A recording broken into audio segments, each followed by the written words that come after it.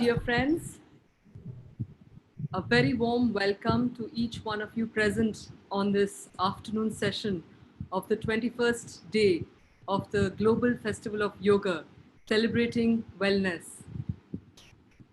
For the last 21 days, you have been treated to a variety of yoga practices in different domains of life.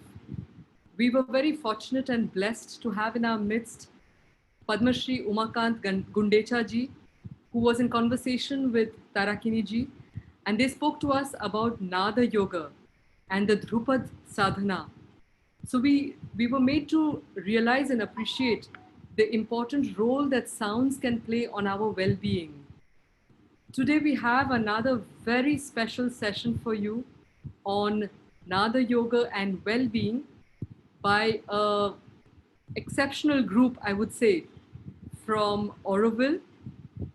It's an organization called Svaram, And the theme of the day is Nada Yoga and Sound Well-being.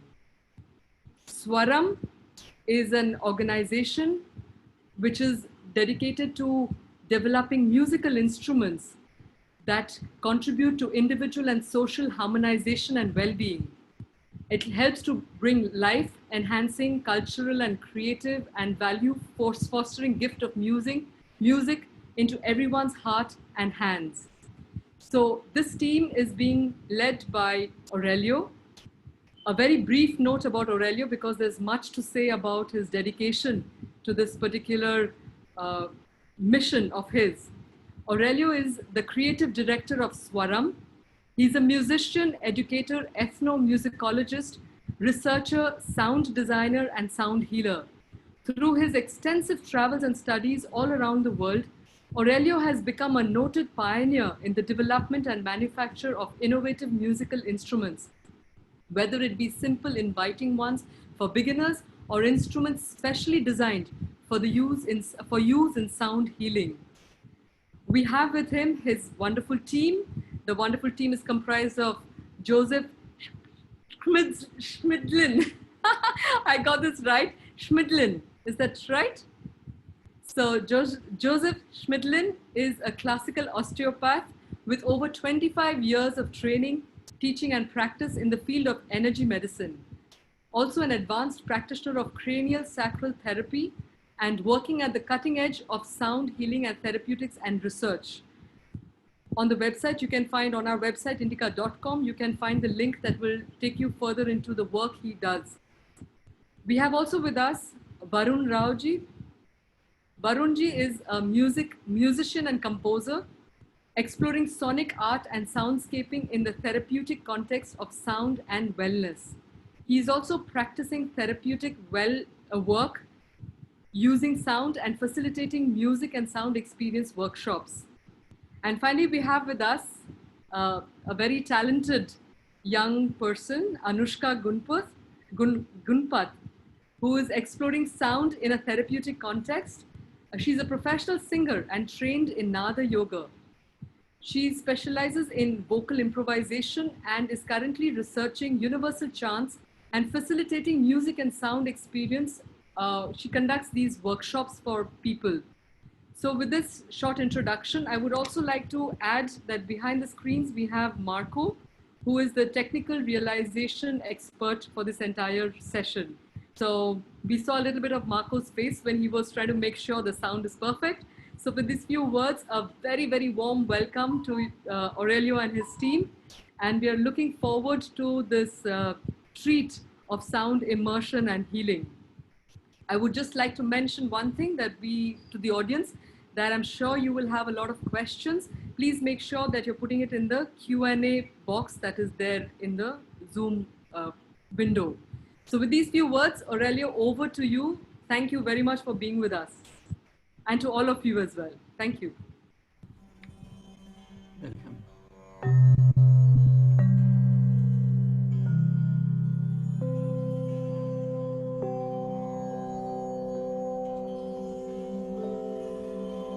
We're welcoming you all, wherever you are, at whatever time of the day it is. We're welcoming you into this beautiful environment of Auroville. Want to send you tasty greetings. We're just at the end of the mango season, and the last days we had beautiful refreshing rains, and the forest is flowering in all its tropical colors. We would like to actually invite you for a tune-in together. We're playing the instruments, even ourselves. We are so happy that we can share that together. We're tuning in ourselves. We want to find our grounding, relate to the space, relate to you out there and all the friends who might be watching and participating in this. Please join us in this tuning. Just for a few minutes, we find our ground, we find our voice, we tune in into a shared presence together.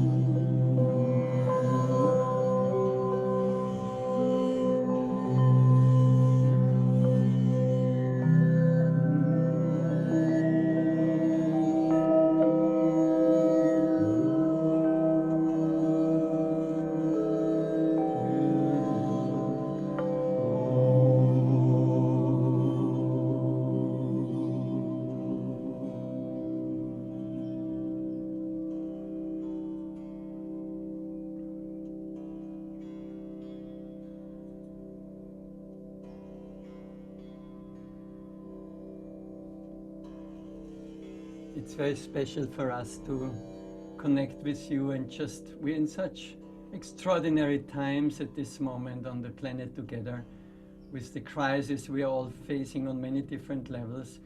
We have been very fortunate here. We are living in a land restored over the last 30, 40 years. There's forest and abundance is there of the land. We partly have the food from our own gardens and from the farms. So we feel actually privileged for the time of the lockdown. For us actually, people who are on a spiritual journey, it meant actually that we had more time to retreat and use it for inner practices.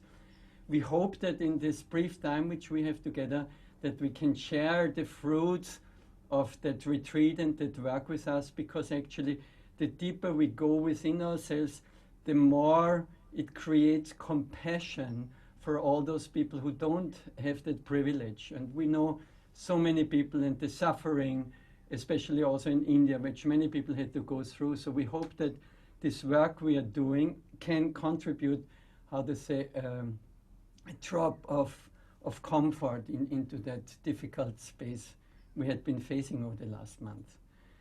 We feel very grateful for Indigo Yoga and the fabulous team they have, that we are able to share a little bit on Nada Yoga. For us, it's also a privilege to share the day with Krishna Das in the evening, which we're all looking forward that he will basically share his beautiful bhakti music and the kirtan. And we we make an attempt to share with you the essence of Nada Yoga. Now, Nada Yoga actually, in one way you can say, is this distillate of the yogic practices, because in the Hatha Yoga Pradipika, which has 4 chapters on asana, on pranayam, and on mudra, and the last chapter is on samadhi, and even there, this last part of the chapter deals with Nada Yoga. So one could say almost that Nada Yoga is almost the culmination of the yogic practices, and that everything is in preparatory towards that possibility of deep absorption in samadhi state. Now the Nada Yoga practice has 2 aspects. One is actually the immersion into the inner world, listening, following the sound from the cross expression into the subtler realms. That's how we know Nada Yoga is a practice. It's a practice of listening, and we will be very happy to share an exercise with you, a brief meditation. And the second part of the practice is actually, once we get in touch with that inner vibration and the source of creation, that we learn and have the opportunity to play with sound and the amazing harmonic potential of sound. That's the practice of Nadupassana, and we can say actually that any conscious music practice would be a practice of Nadupassana if that practice is offered with the aim and the intent and direction to come closer to the self. So Nada, everything about sound, yoga, using that sound and vibration towards unity with the source, with the origin, and the aim of our existence. I think that's the basic introduction. I would like to invite you now and kind of like dive directly into the first part of the practice, and Anushka actually will then lead us in the Nadupassana practice of expressing. So we have both sides, and I think that's very important. Here in Auroville, Pondicherry, we're inspired by Sri Aurobindo's approach to integral yoga, which for us means always finding, reconnecting to source and to the mystery of existence within.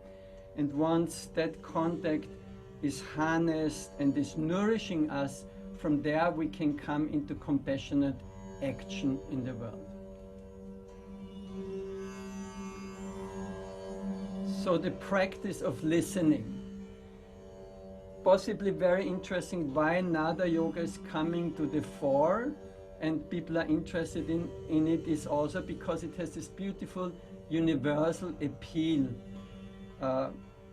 In the practice actually per se, Nada Yoga focuses on that premise context of Nada Brahman. We're meeting the divine and the mystery in its nirguna aspect.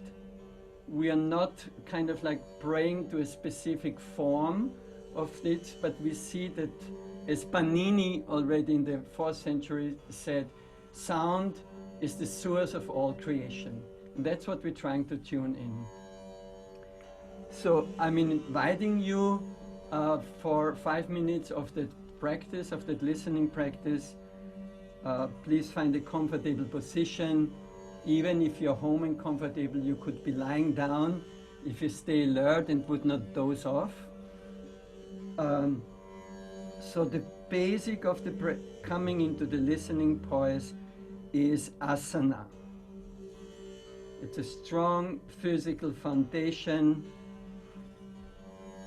being in the body, being firmly grounded and rooted.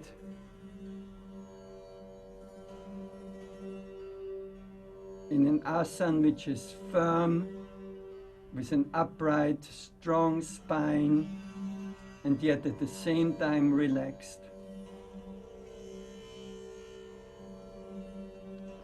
To enhance that rootedness of the physical, we can experiment a bit with Mula Bandha. For those who know that practice, it's just a contraction of the root center. The muscles on the perineum area, just contract them a few times, getting rooted like a tree strongly in your native soil.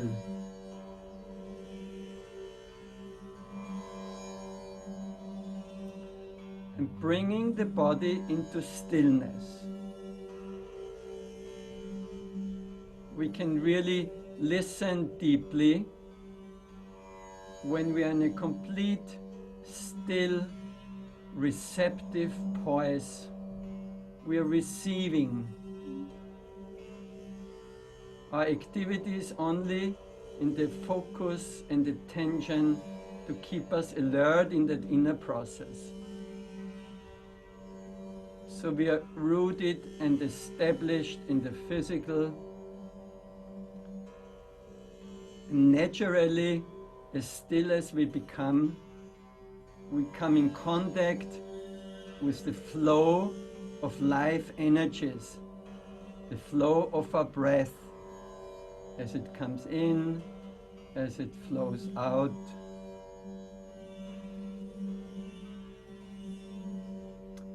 We are harnessing those energies of the pranic flow. We are firmly established in an asana, and we are opening ourselves into that flow of the breath energy. Just enjoy being with the in-breath, the out-breath. If necessary, you can release the out-breath for a few times to be relaxed enough.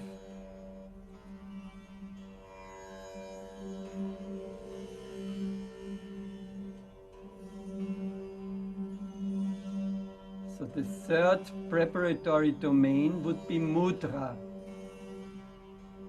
Now, usually we understand mudra as a gesture of the hands, but in that case, mudra speaks about a poise and attitude of the whole body-mind system. So in that case, for Nada Yoga, our mudra is whichever position that brings it for you is a position of receptivity.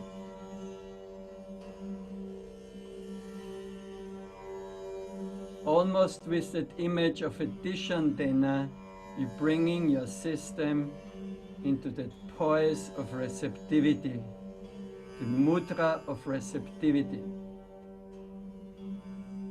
Whichever form that takes for you presently. how can you be most receptive and open.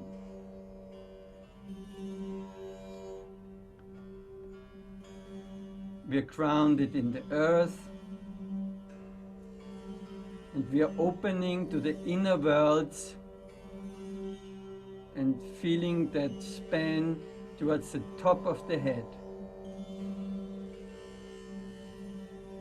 In the yogic shastras, it's spoken about the 9 gates of the body, and the secret 10th gate was used in the Nada yoga practice, and you can access that gate which touching with the tip of your tongue the top of the palate. It's a very simple form of the Kichari mudra. If you know it, just see if you can bring your tip of the tongue to the top of the palate. We're aligning the whole system from the root below to the gates above.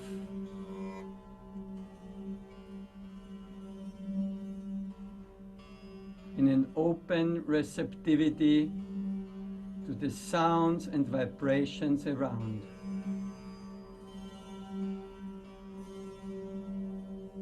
Now there's a very important indication in the Yoga Sutras which says when the mind is still, we listen with the heart.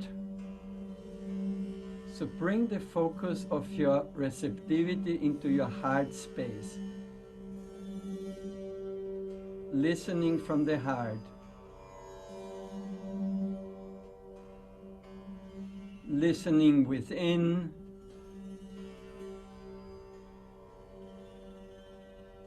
From the subtle to all the layers, the physical, the emotional, the subtler mental spaces. We're listening to the totality and composition of all the vibrations which are present for you and us at this moment. Listening from our heart center.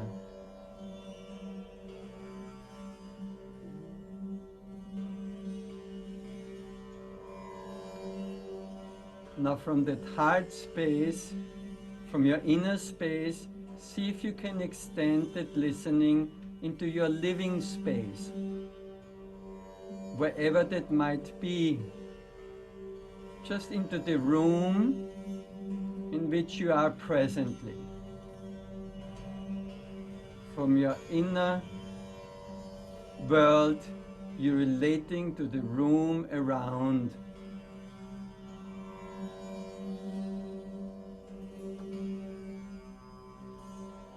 From that room in which you are, and you possibly perceiving the atmosphere and the quality of that room, see if you can extend your listening, sensitivity, receptivity into the house. You're spreading your awareness into the place where you are staying. From your room into the building in which you are staying. We're listening from our heart, from ourselves, into our living quarters, into our surroundings, the building, extend it into the location, relate to the location in which you are staying. What's the quality of the vibrations which you perceive at this moment?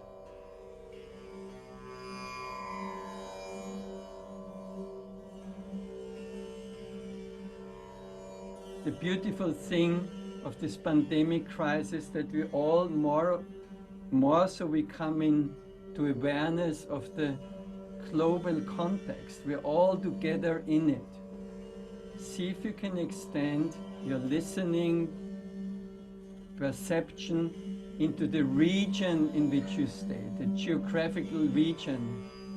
Are you there on the coast? Are you near the mountains? Are you in an urban context? What's the climate? What's the vibration of the climates there?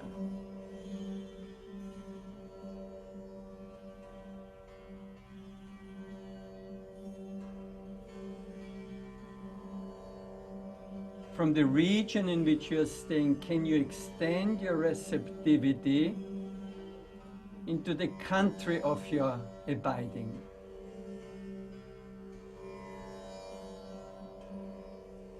And listening means perceiving it all, feeling it, sensing it, connecting with it, coming into resonance.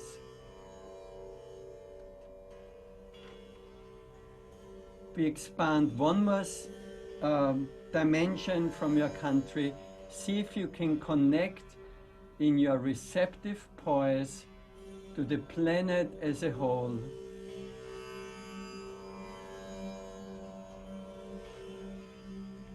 Is it possible with your listening, receptive awareness to extend your consciousness and sensing that planet as a whole?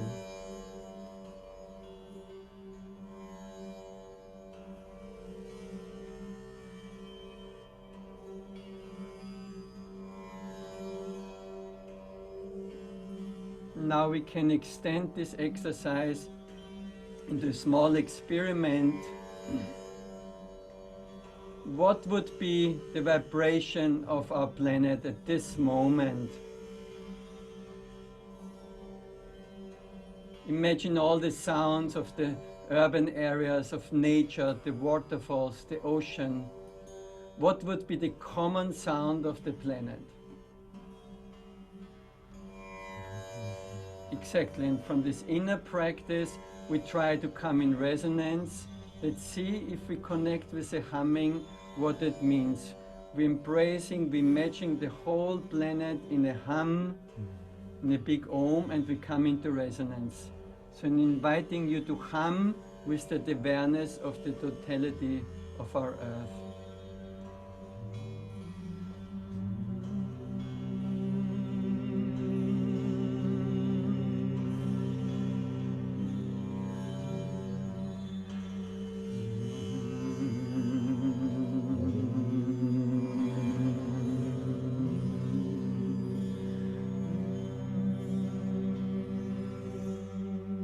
Keep the sound flowing for a moment and bring it together with that energy from your heart. What would be there? What's the image? What's the intent with which you want to feed that vibration?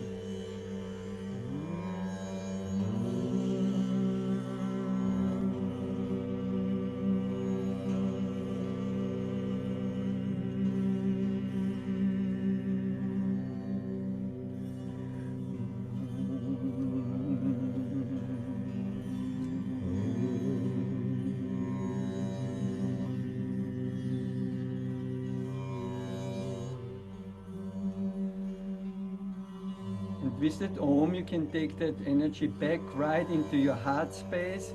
From that extension of the planet, bring it back into your heart space. Let's intonate an A-U-M.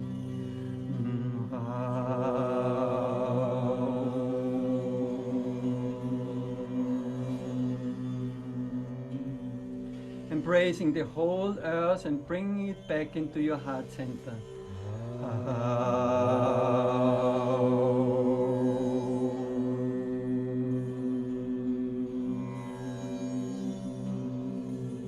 One more time, a beautiful embracing Aum.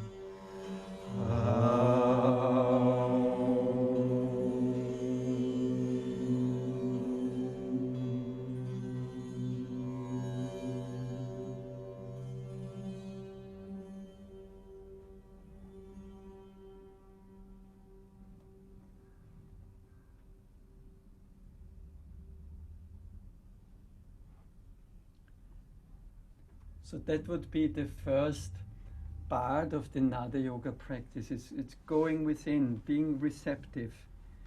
And I think it's very important because even as yoga came to the West, we are such a busy and active society that we take many of the spiritual practices and we continue with this activity drive.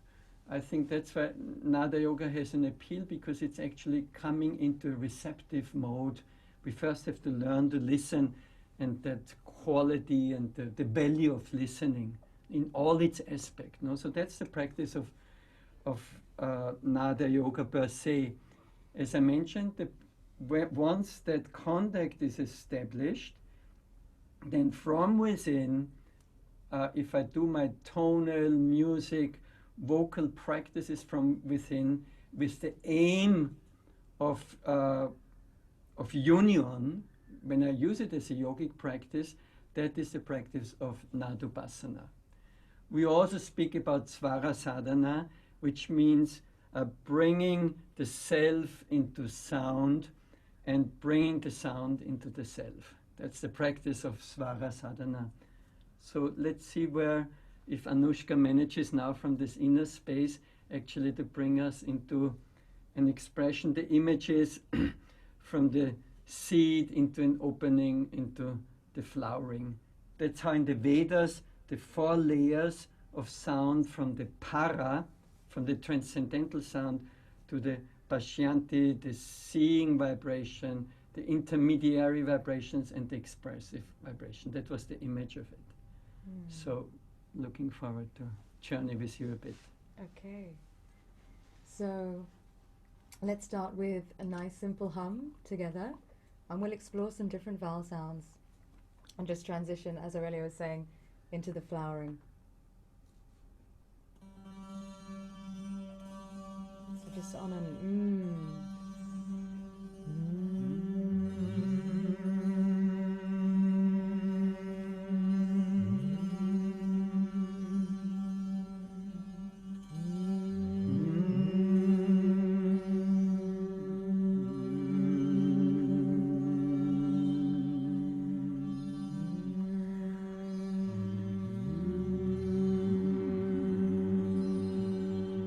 and now moving into an ooh sound.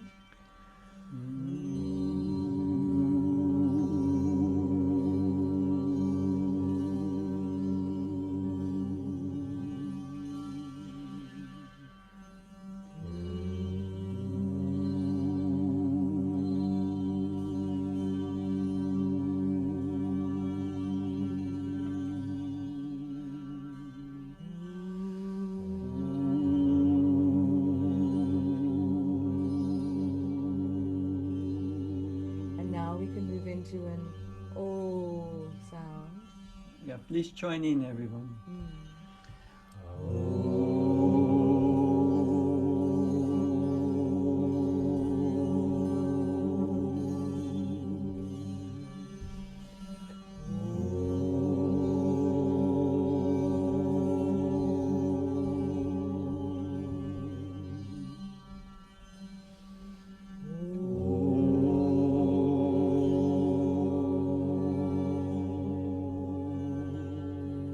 We can open up into an ah sound. So together.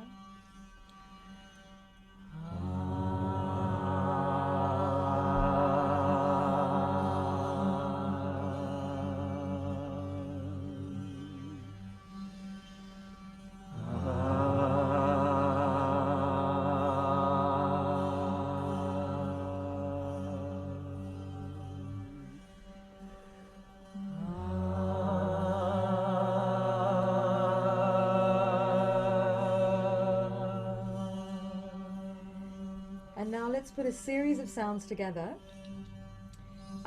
So what we'll do is an ah, oo, ee, Okay. Again on the same note. Okay.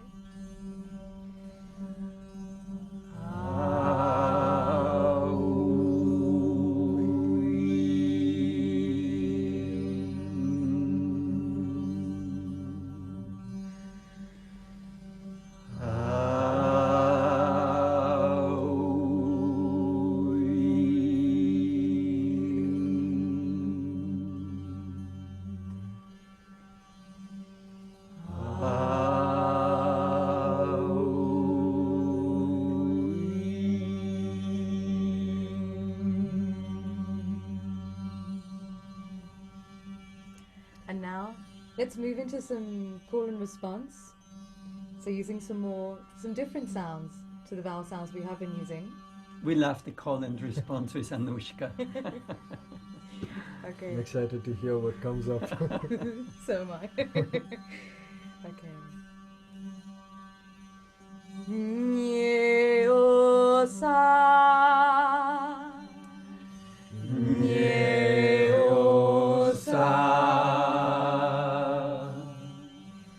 Kiki oreta. Response, please. Kiki oreta. Manga sola. Manga sola. Shue, shue, rioso. Shue, shue, rioso. Manayole.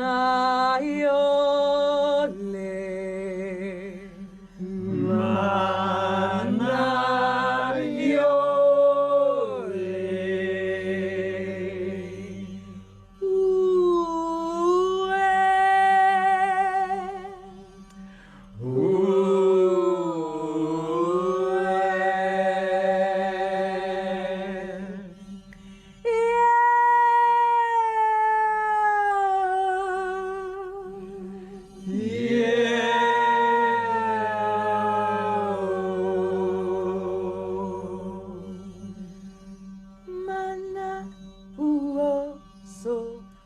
Mana uoso, mana uoso, mana uoso, Mana uoso.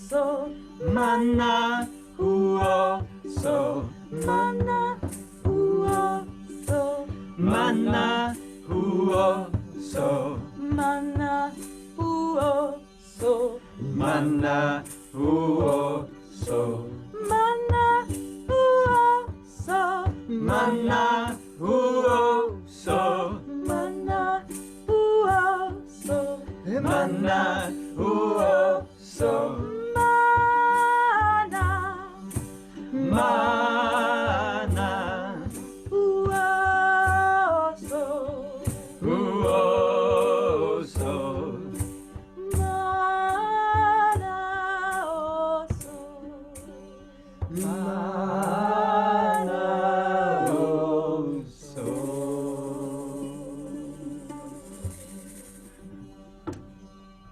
Thank you, Anushka. Thank you.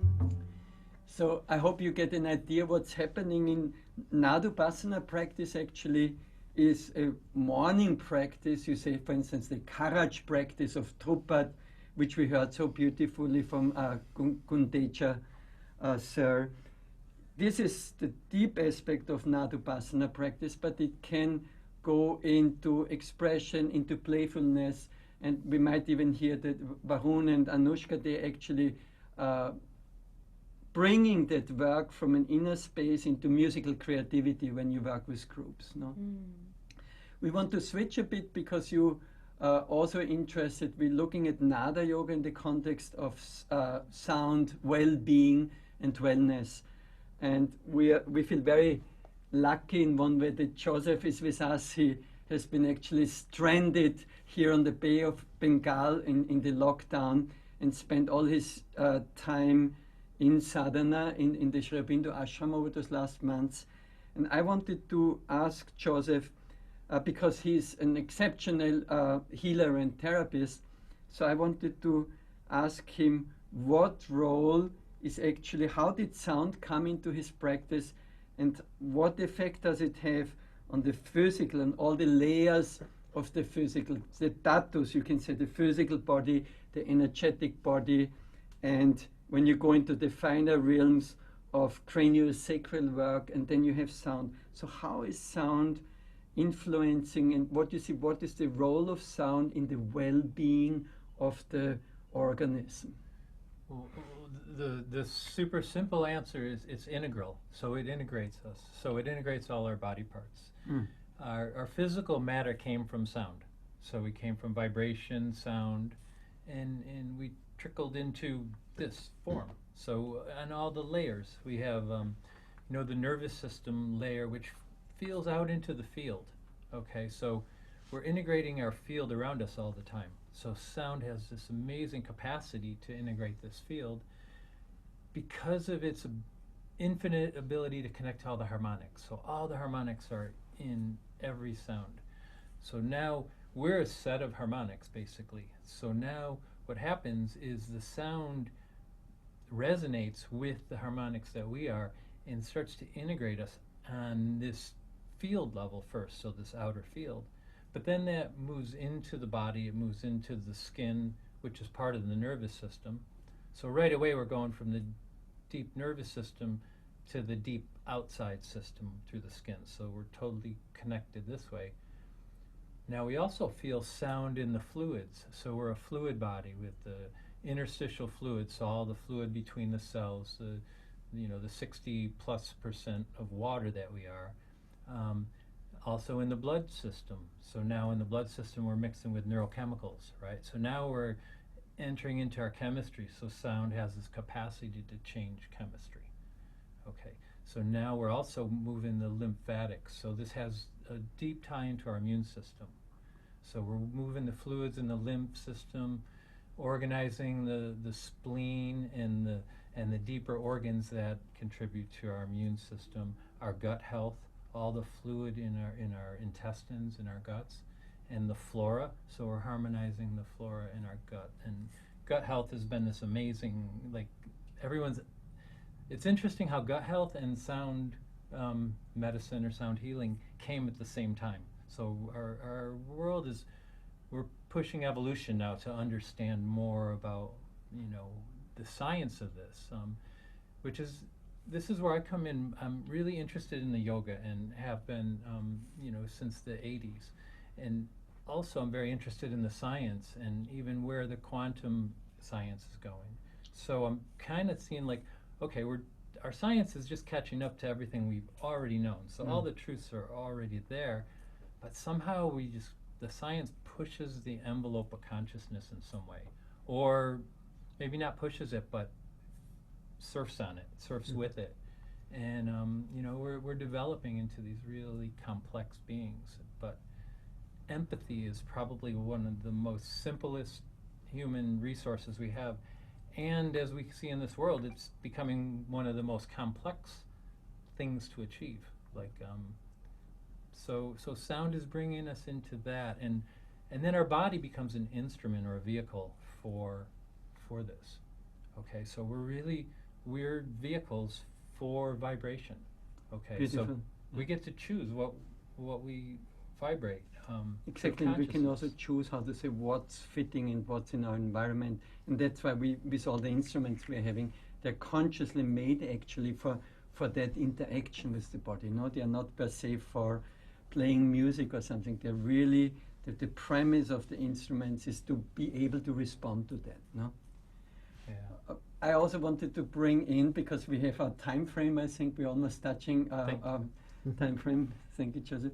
Wanted to ask, because we have Varun here, what's very interesting for me collaborating with you, Varun, because you're also deeply in work with clients and patients in the therapeutic field, but a big part of your life has been and still is the creativity with music, the composition part of it.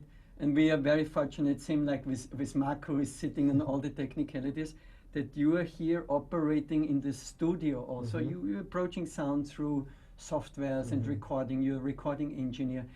Can you say actually what's for you the connecting thread between all those aspects of the work, the healing work, the creativity, composition, music work, and the technological approach to it? What's weaving for you? What's there?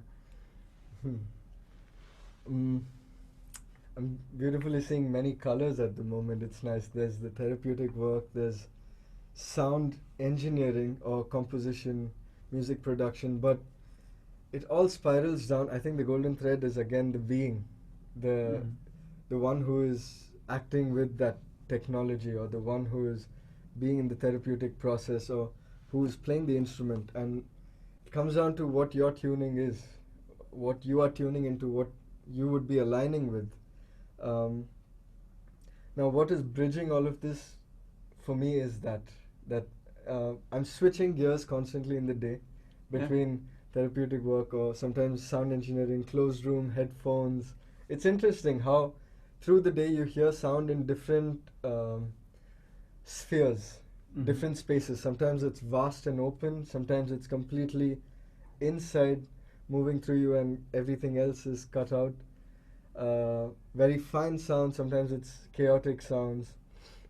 So I think then there's also me who has to separate a little bit from the sound and find how I receive it, how I perceive the Mhm. sound. Who is perceiving it? To- How does it Mm. reach my body? Sometimes, if it's a vast sound, my tuning has to be different to catch what's there. If it's a closed room sound, the tuning has to be slightly more sensitive to how the body is receiving it, what's the connection with the being. And if it's within headphones, it's thinking about the landscape or the image. Even though you're in this closed space, you can really see an expansion. You said it actually very beautiful. I think that's what we tried actually to convey. I hope that we actually can give you a touch of our work. Is we approach life from the vibrational aspect of it, from the fluid aspect. We know the material world as form and shape, but actually it's like this opening from the rupa into the dimension of nama, and how actually the nama and being with the nama, how it can inform the rupa and balance and harmonize it. No? And as you can see, there's so many aspects into the work. There's definitely much more to share, but I think we are touching on our time, and I would like to maybe ask Anuradha how we are and if there are any questions at this moment to see what we still can do in this time we have. So thank you very much for that very wonderful sharing of each one's personal experience and relationship with the sound world. And like you beautifully call yourselves the sonic explorers, I think we get to see these multiple facets of that journey. But what we'd love to hear from you is some more music. I think you can take another 10, 15 minutes. We've got our audiences waiting to be bathed in the sounds of your collective, aspirations and discoveries. So if you'd like to bathe us in some of your wonderful sounds, we'd love that. And then we can take on a few questions. Oh, really? Okay, you want to have the sound before? Yeah, I think we have the sound and We should play some, Yeah? and then maybe go into and then the go into a sound. chant. We Yeah. also have a chant which we would like to share in respect Yes. to the evening program, but we can kind of like maybe what we did, let's bring it a step further. We had initially, we shared this tuning together, and what we can do, both of you touched already into it. Actually, we see sound only as a carrier wave of consciousness. Yeah? And it's actually in the sound healing work, it's what's behind it, why are we using it, what for are we using it, what's the intent behind it. Yeah, and usually, as we said, it's the sound work is centered in the heart, so it's basically an expression of bhakti, which we will hear beautifully in the evening. But let's see now what we can do. We connect it to the planet as a total. We all are in very specific, unprecedented situations in our lives. Yeah, it's rather amazing what happens to us individually and collectively and globally, environmentally. So what we can do, we go into similar tuning, but each one of you, I'm inviting you when you hear, let's set an intent for that, an intent for wholesomeness, for integration in whichever area that would be fitting in your life at this moment. Yeah, in whichever situation, where would it be helpful that you have a bit more harmony? Yeah, so that's the offering.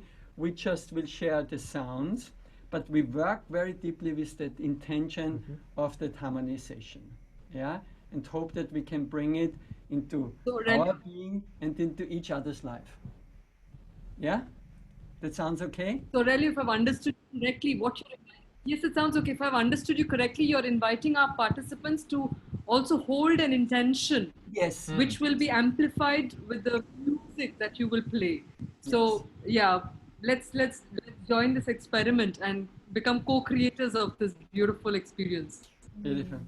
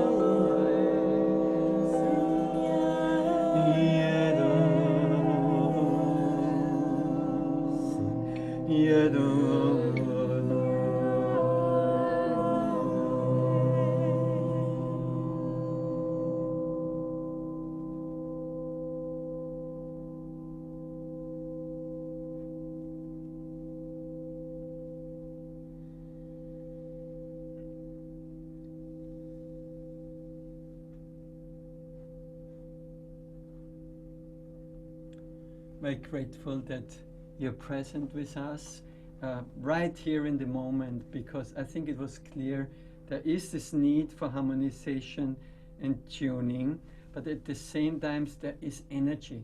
We can make it whatever challenge we are facing. Actually, that's a beautiful thing of the Nada Yoga extended integral practice, that music gives us also the joy and the energy for being active and transmuting those inner worlds and creating a different world around us. That's it. We have a chant then for the final closing, and we would be open for questions if there are any. Wonderful. I was just listening to that, and in the Yoga Sutras, the second sutra says that, the definition of yoga is that yoga chitta vritti nirodha. The mind has to be, the movements of the mind have to be ceased, they have to stop. So I think listening to your music and allowing ourselves to be transported by this spontaneous creation was a moment of getting carried away and allowing that, the active mental movement to just come to a rest. So thank you for that. On a personal note, I was taken back to the red earth of Auroville, and very interestingly, your music had flavors of the forests of the Amazon. So I don't know how you were able to integrate world intention for positive harmonies, I guess, and you brought it somehow into this short but soulful composition. Thank you. We have a lot of encores coming up already. So someone from Yeshi Laden from Bhutan, one more chant, please. What resource readings would you recommend or courses for Nada Yoga that we can take online? So I will come back to this. I will not let you start with this one, but there's interest to want to follow your work. Before that, a question that I have for you is that the noise levels in the world has increased, and it is not so easy to find a quiet place nowadays. So are there any guidelines or research as to what level of background noise is acceptable, optimal for health and wellness, for work and play and rest in the home or workplaces? And is it all right to use headphones with active noise cancellation features to participate in the sound healing session, or generally to listen to music or to attend webinars? So I think a very important question, which is touching to all of us, is actually that sonic pollution on the planet it's not so much recognized, but it's very present with us. And I think we had a fabulous experience over the last month when everything was in lockdown. Wasn't it that even in the cities the birds came back and things? So to have an awareness, the deeper we come into awareness with sound, basically, the more sensitized we become. And often we have the fortune of living in the forest here, but urban environments, they are challenged in a very different way. And we are we are associated with an institute in Chicago on basically talking about acoustic ecology, the role of sound awareness in our environment, in urban environments, in natural environments. And it's a whole big subject in itself. I think I would like that Varun can answer on the use of headphones and how you see that. I think we have to be very caring about the listening apparatus that we have in our body, which is the ear. Very sensitive, highly evolved in its design. There are many layers to listening than just what we think is listening on the outside. And I often find myself not using headphones as much as possible. Just a simple thought, when you put on headphones, you're actually pressurizing the air quite a bit in that little space between the can and your ears.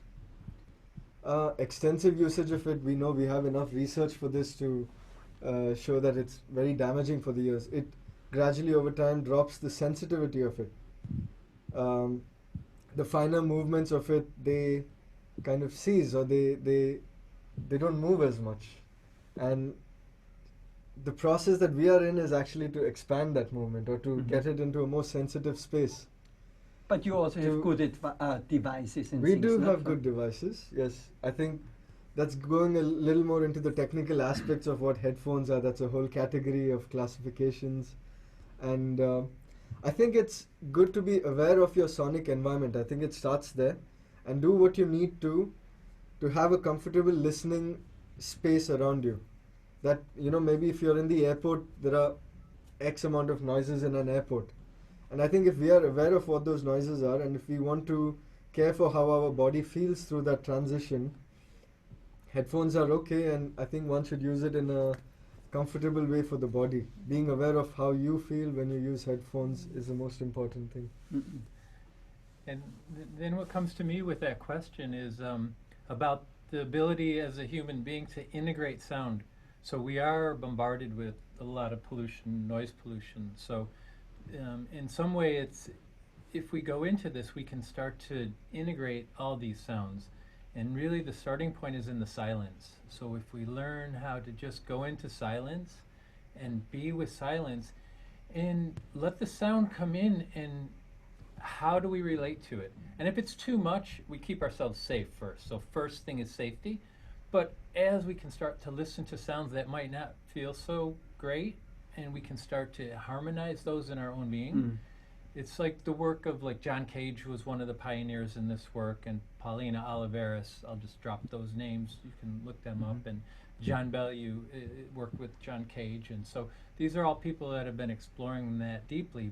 But where I am, with working with them is really just to be able to integrate sounds that aren't naturally Comfortable. integrated. Yeah. So thanks for the question. We're very lucky to have, as Aurelio said, we're very lucky that you got stuck with the lockdown here with us to be able to be on this session. Yeah. Well, I don't feel stuck because I chose to be here. But I could have caught an emergency flight home. But I come here for 3 months every year to work with Aurelio and study. And, this is a magical Environment. enough. This is a think tank for where the sound science is going in the future. One of the think tanks in the world. So I feel fortunate to be able to come here for 3 months a year, and now very fortunate to be here for 6 months this year.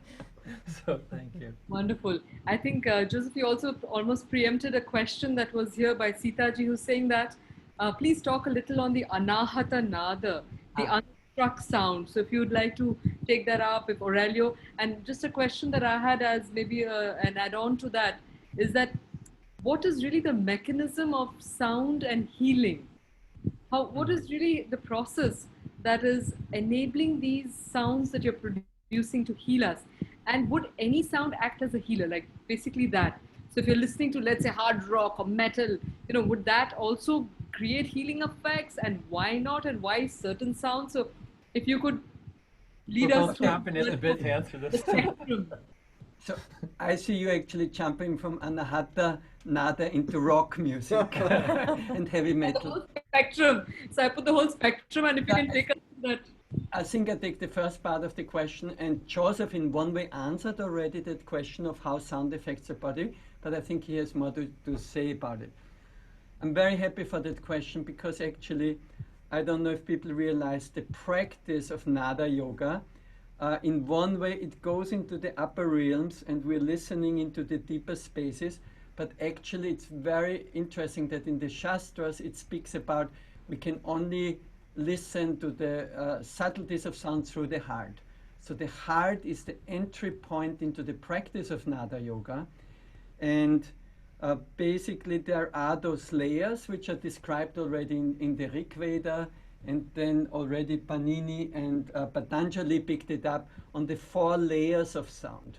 So we start on the outer layer of sound by Karivak, the audible sounds which we can hear, and from there we have an inner layer of it, more subtle layer of sound, and we don't hear it, Pashyanti, and in between those layers there is Madhyama. So we have those 4 sounds, and actually leading us into, you can say, into silence, into stillness, into the fullness of sound, which might be actually also silence.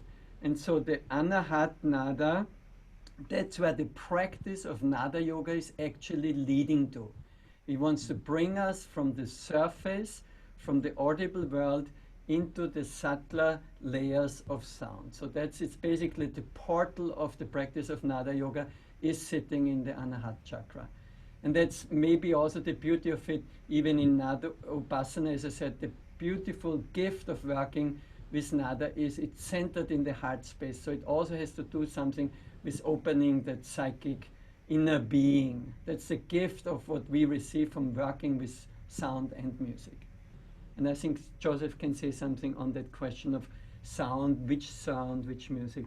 Yeah, well, really simply, if you love the sound, it's good for you, and if the sound pushes you away, it's not. So that's, and rock music for people, some people really can't stand it, and some people love it. So for the people that love it, it's going to resonate. It's all about resonance. It's going to bring them into this space. And you said already before about how is sound, that was the question, how is sound working on the system? You mentioned it before. No? Yeah. The other thing with the struck and unstruck sound that comes to me is our hearing range is between 20 hertz and 20,000 hertz at best. So there's a lot of range of sound and vibration that's outside of that. So this is all would be considered unstruck sound. Yeah. All the way until total stillness and silence, if that even exists. There's this beautiful image of basically we looking at the whole scale of vibrations, and the window of what we hear is only one part of it. It goes, and if you take even the electromagnetic vibration, it's a huge range, and we listen only through a small window into it. And I'll give you one other tiny little piece is, that I've been really getting into. This is just the edge for me is we have the electromagnetics or the sound that travels in a wave across this way. Well, we also have the whole field, the field energy, which is more of a vertical wave. Okay, so this is what quantum science is kind of bringing to us now. So there's this would start to make me think about Paravak, which isn't even on a longitudinal wave sound. It's not a compression wave. It's a different kind of wave. I have an interesting word for that. There's the linear information of sound, which is in the movement of it. Then there's the non-linear information, so to say, which is what we pack or seed or code into the sound.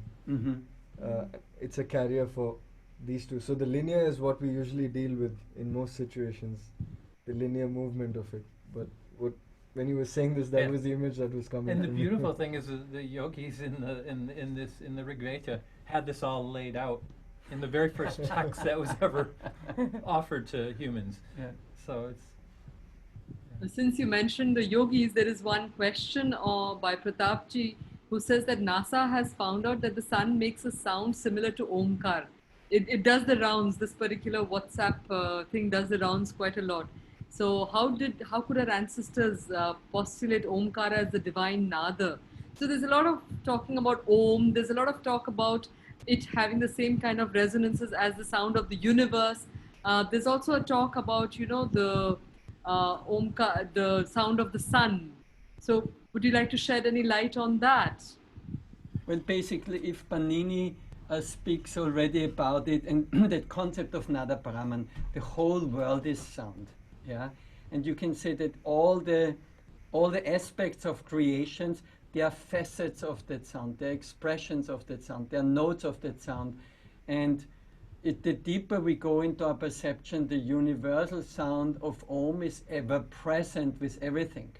And we are, each individual is just a note of that amazing, undescribable symphony. So yes, the sun is sounding in Om, but the earth is also vibrating in its own vibration, full complex vibration, and each one of our beings is having its own unique tuning and frequencies, and again we are composite. So that basically Om is all of it, we are all just like little particles. Wonderful. And I think in this connection, I'd like to take up a question by another attendant of ours, attendee, who's saying that, your musical instruments that you have there seem very unconventional and they produce beautiful sounds. So it's an opportunity for you to help the world discover Swaram. At least the yoga world that we are connected to. So Would you like to tell us a little bit about Swaram, how you design your instruments, and yes, maybe also introduce your instruments to us? Um, yeah, that's a long journey in itself, but I can say actually that the journey started, I think, with the tambura. You know, the tambura, I think, in the practice of Nada Yoga, the tambura is basically the closest companion which one can have on that inner journey. When you travel these uncharted oceans of the cosmic nada, the tambura is the raft. It's where you hold on, but it gives you safety in that ocean, it gives you structure, it gives you, how to say, out of the tambura, all the tonal structure is revealing itself, meaning the harmonic series, the principles and the law of the harmonic series that one sound, in one sound of it, there are so many other sounds hidden. And those sounds, they're all partials of that sound. So what we did after many years living in the mountains and practicing with the tambura and listening to the universe, so to say, all those instruments are an expression out of this universal principle of sound. So what differentiates those instruments in comparison to conventional ones is that especially this set and the instruments which we are using for sound healing, they're all based on a kind of like universal matrix of sound. So then the question comes up, what's the basic tuning of instruments? What's the basic frequency?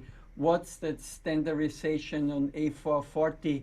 There's this recently over the last years, this discussion, wouldn't be a different pitch more healthy? What about A432 and all of those big subjects? So our instruments, let's say there's a fundamental, like which we have on the tambura, and in that fundamental, the fifth is hidden. You have it on your instruments also, no? And she has the fifth on that instrument. So all the relationship between those sounds, they're all relationships of full numbered proportions. It's a relationship of 1 to 2 and 2 to 3. So there's this whole, it's basically there's the science and the mathematics of music is hidden in those instruments. And the fabulous thing in Svaram is that we can create those rather exceptional instruments. We basically, the project was started as an intervention in social rural development with youth at risk. So we are actually kind of like a social impact project, and we have out there just behind the studio, there are 45 young artisans working on those instruments, and this is one specific series of it, the new wave instruments, but we also have many different instruments. We work also with environmental sounds, we do sound sculptures, sound installations, we do sound gardens, and we apply all those instruments then, we didn't have time to speak about, we apply them in teachers trainings, in creative workshops, in programs for corporate wellness and all of that. So I think people can actually check on our website, which is almost a bit outdated. Our new website will be out in a month, and you will, it's a whole universe in itself, which you can discover. Yes, and from my own personal experience of being in Swaram, it's a place where you discover your childhood again, because the sounds are so pure that you just get caught up in trying to, play around as much as possible and discover the joy of being. So visiting Swaram, if any of you is ever down in the region of Pondicherry, you must visit Auroville and must visit Swaram as well. And make sure you carry back some of those beautiful sounds to your own places. So I would just like to add, request Anushka, because when you were doing your singing, you were not referring to any particular words. They were just syllables that you were using there. So what was the inspiration behind your use of different syllables rather than, words as per se? I found through time that sometimes words can be limiting in the sense that they hold such a meaning. They can carry such a meaning, especially individually. You might have a very strong meaning for a certain word, but the beauty with sound for me is in intonation. So there are messages within intonation. So the distance between one note to another carries all of this information, but often it's hidden by the meaning of a word. So I'm really interested in kind of singing in that present moment and just seeing what comes, seeing how I'd like to articulate that intonation with a specific syllable. And I quite like using percussive sounds as well, because that's sometimes a bit more interesting than these long, lengthy notes. So yeah. Thank you. You've got a very beautiful speaking voice as well. So thank you. Thank you. You don't even need to break into a sound, you know, just listening to you, one could listen to it. So thank you for that. Just a question, because we are talking also of wellness and healing. So we have a question by Geeta ji, who's again a regular participant on this session, on this show. So she's saying that, you know, does sound therapy also have an application in treating autistic and such challenged children? So not just about making us feel better, but, you know, really working with people who have got physiological problems. How does this, your work, help them? You know, basically, music therapy, you can say it's one of the oldest healing practices, and it had its complete rebirth and revival after the big world wars last century, and it's an established clinical, scientifically based practice in many countries. And I had my initial training was in music therapy. Yeah, music therapy, which basically, especially in the special needs education field, it has lots to do with interaction, relating, communication, especially on the autism spectrum children. It's all about communication and expression, because those children find it often very difficult to express themselves and to relate. So I've been in music therapy sessions where maybe, and you work with autistic children also, where it can take actually weeks till this child is responding or coming to an instrument. And then, so music is immensely helpful in that work in special needs. And I think we have experience, we have people coming here. I've been working in different institutions, and Joseph has some children with whom he's since years you're working. Yeah, I've worked with autistic population for 25 years, and actually an interesting story is I started doing a lot of toning work about 15 years ago, and the first place that I used it in my practice was with the autistic children, because I found it just helped the cranial work that I was doing. It just was so more integral. It helped them integrate the process. And one time I forgot to tone with this one girl that I was working with every weekly, and she started toning first. And I was like, oh, I'm so sorry, I forgot. And it was, so they understand the healing process in a different way. Yeah. We are also associated, there's now, luckily since a few years, there's quite a movement in India. There is an India Music Therapy Association.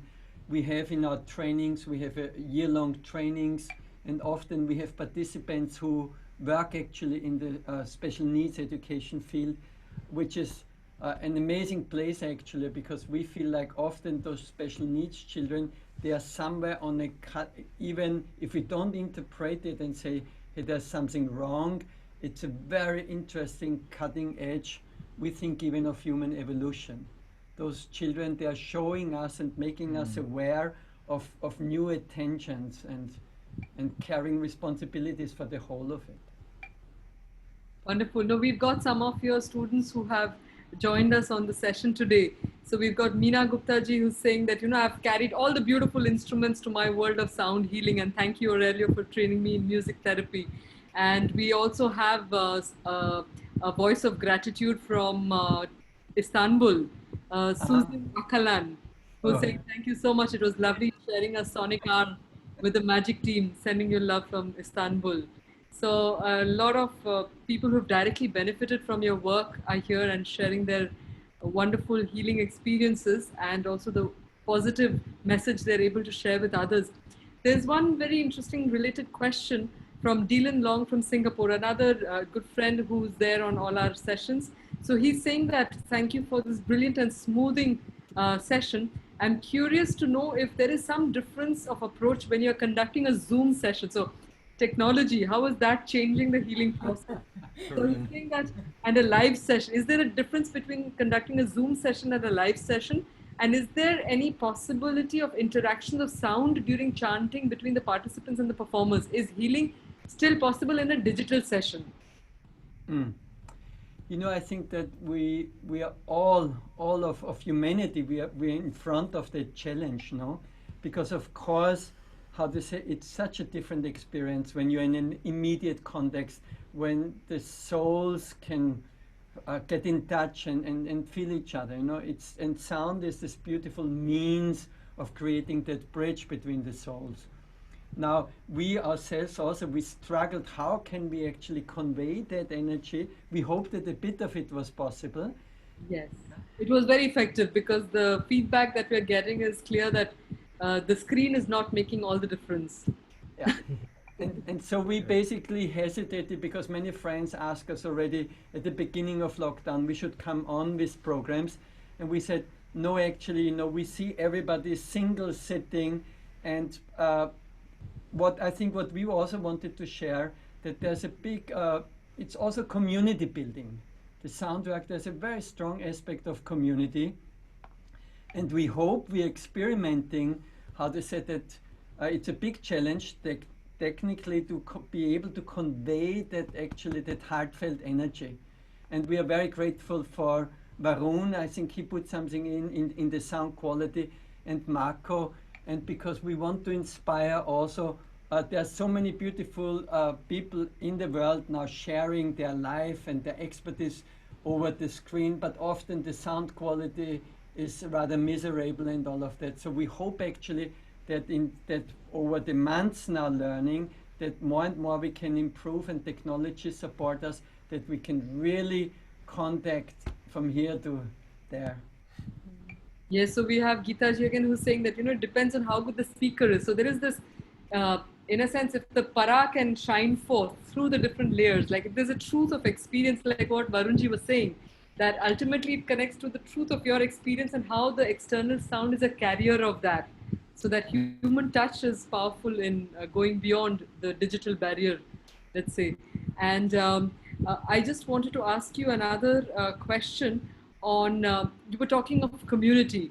Would you like to just tell our audience a little bit about Auroville, just in really brief, Auroville, and what is your offering in that wonderful spiritual world community? You know what, Auroville actually has the subtitle, it was created in 68, so we had 50 years, 2 years ago. And in one of its subtitles it says, it's the city the earth needs. So it's kind of like an utopian project, and in one way it's also a bit of a riddle, because it was inspired by the philosophy and the, I almost say the prophecy, the seeing of Sri Aurobindo. And the founder, the Mother Mira Alfassa, I think she gave us a huge koan, because in one way what we think actually in the spiritual practice, we think we would like to withdraw into the inner worlds and do that practice. But here she said, here the task is actually to build a city of, a functional city of maybe 30 or 50,000 people. So in one way, Auroville is an experiment field for the integral yoga. How can we bring the synthesis of the understandings which we have, the layer of jnana, how can we nourish that and feed that through heart's energy and put it into application, so that also our outward life can transform according to those inner progresses which we make.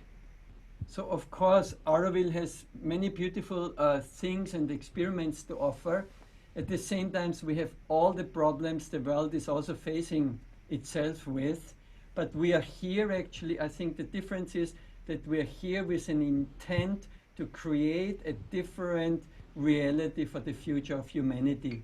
And so the deepest aspect is Auroville is an experiment in human unity. Thank you very much for that note. There is one question that is probably a very classical question by Radhaji on the relationship between ragas and therapy. Would you like to just say maybe a word on that? Because people have a curiosity, and how are you using it? So, because you're using your music is more improvised, it seems. So, what is its relationship with the raga world? Let's say again a huge field.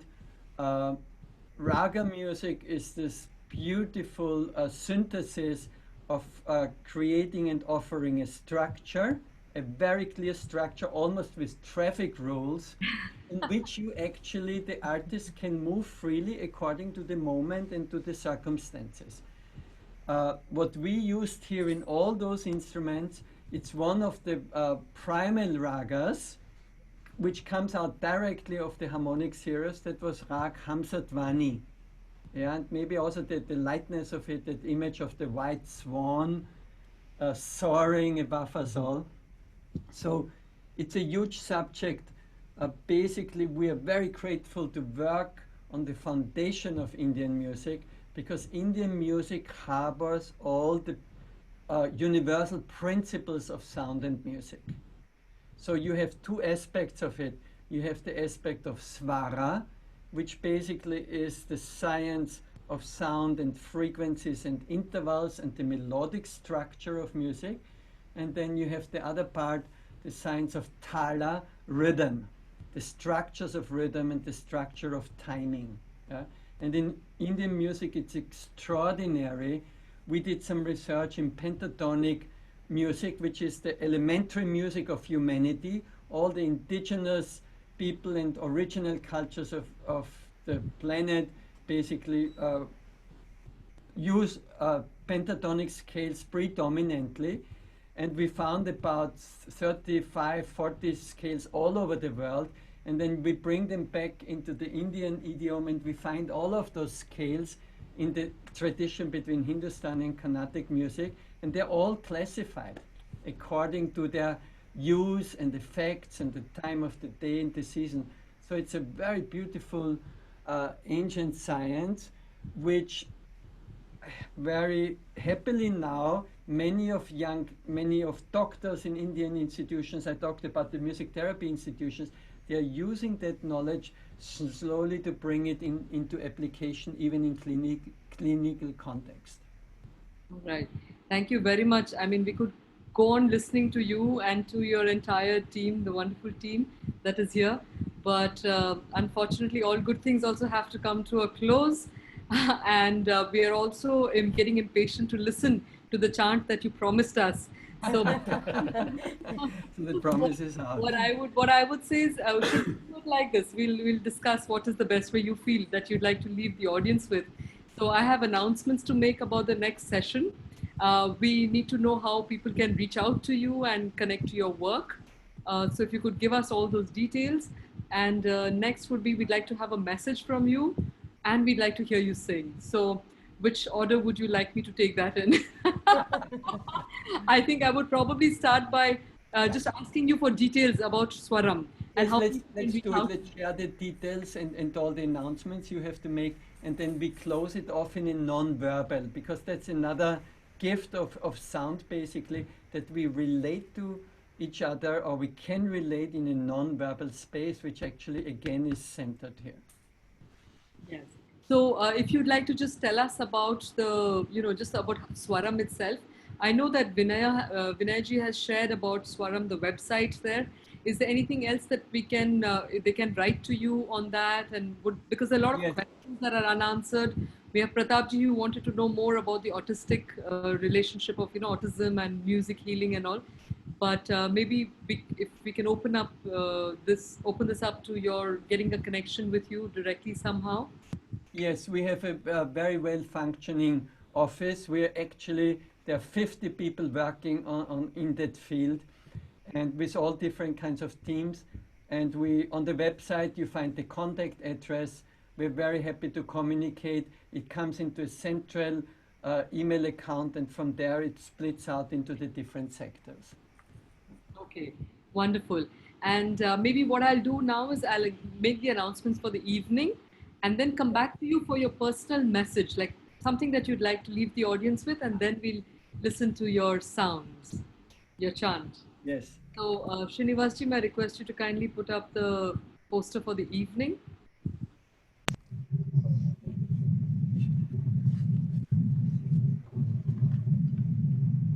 So, Aurelio and Team Svaram of Joseph, Anushka, and Varunji have opened our heart already with the sounds of their beautiful music.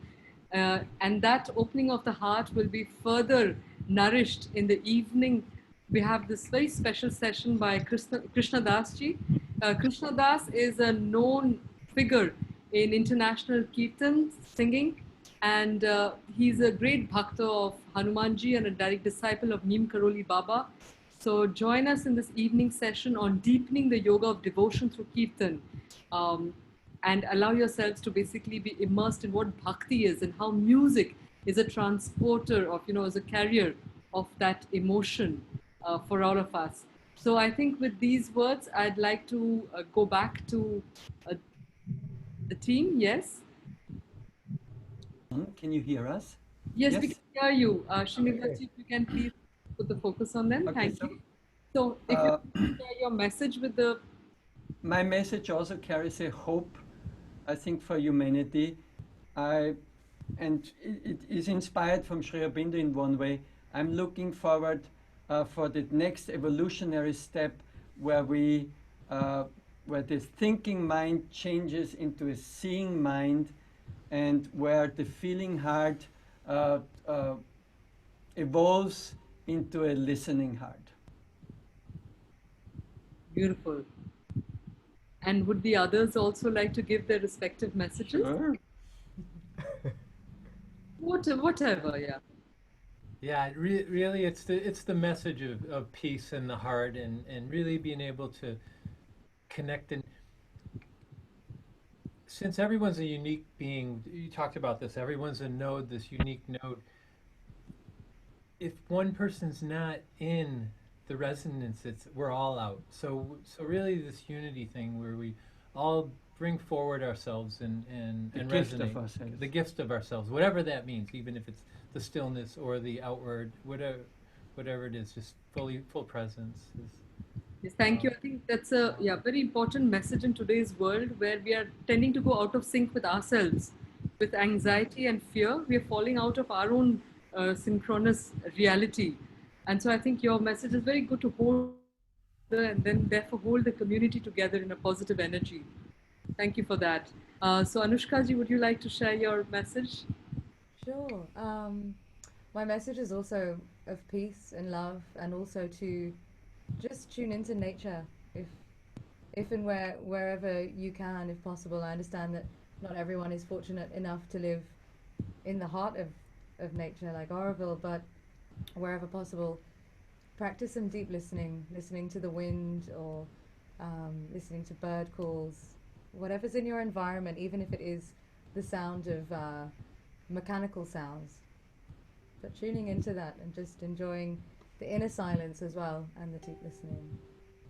Anushka's message was a very gentle nudge to the entire community listening to this, that please visit Auroville. Please. You've got it. So I request Varunji to give his message, please. It kind of jumps from each one's perspective, but it's also about individual gifts and how we can do little things to bring it out for everyone. Find different avenues to share and care through that process.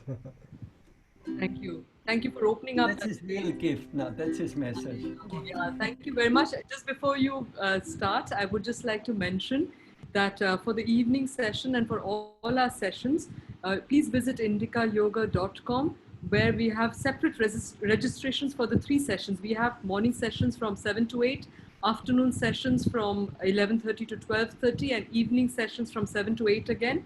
You have to register separately for each of them once, and then you'll get the reminder an hour before every session to join in each of these wonderful sharings. So please make sure you're doing that for this evening session. If you've not yet signed up for it, please do so. And all the recordings, because these, what Aurelio and team have shared is not a one-time thing that you listen to and you think we've got it all. This needs a lot of contemplation, going back to it, allowing their words to sync, allowing their sounds to sync. So give yourselves that treat. Listen to these videos again on indicayoga.com, on Indica Yoga Facebook page, as well as on Indica Yoga YouTube channel. So I think with these words, it's high time we all allow ourselves to be immersed again in your soulful music. So please, over to you. Okay, I would like to invite the whole online community right now to, in whatever way possible, participate with us. It'll be a bit of a call and response. I will share some simple lines to memorize and sing along with us. Maybe we don't hear you, but we will feel you in the resonance of the song. Yeah.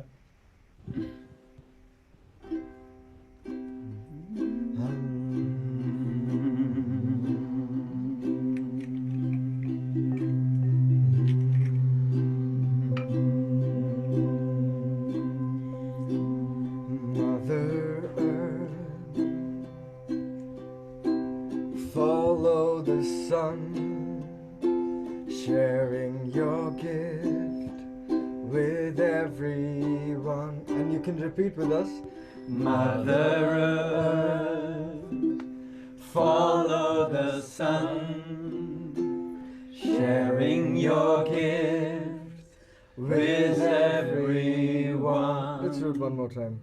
Mother Earth, follow the sun, sharing your gift with everyone. The next part of it. Grounding my feet into the earth, sharing my gift with everyone. Grounding my feet into the earth, sharing my gift with everyone. We pick it up along the way, okay? Mother Earth, follow the sun, sharing your gift with everyone. Grounding my feet into the earth, sharing my gift with everyone. Mother Earth, follow the sun, sharing your gift with everyone. Grounding my feet into the earth, sharing our gifts with everyone. Mother Earth, follow the sun, sharing your gift with everyone. Grounding your feet into the earth, sharing my gift with everyone. Oh, Mother Earth, follow the sun, sharing your gifts with everyone. with everyone. Grounding your feet, Grounding my feet into the earth, into the sharing my gift with everyone. Let's hear you sing it with us. Mother Earth, follow the sun, sharing your gift with everyone. Grounding our feet into the earth, sharing our gift with everyone. Just a hum. Mm-hmm.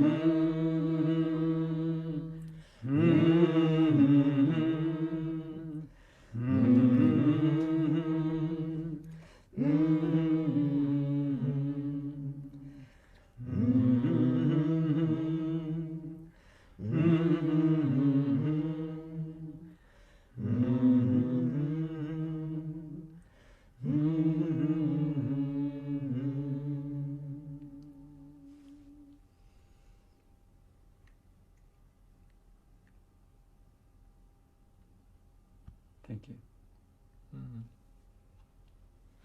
Marco, we cannot hear you. Just say to everybody, welcome to Auroville again and experience this dream of a better humanity. Thank you very much for leading the way for us. Thank you, Swaram and everybody. Thank you, Aurelio. Namaste. Namaste. Thank you, Anushka and Varun. Thank you very much.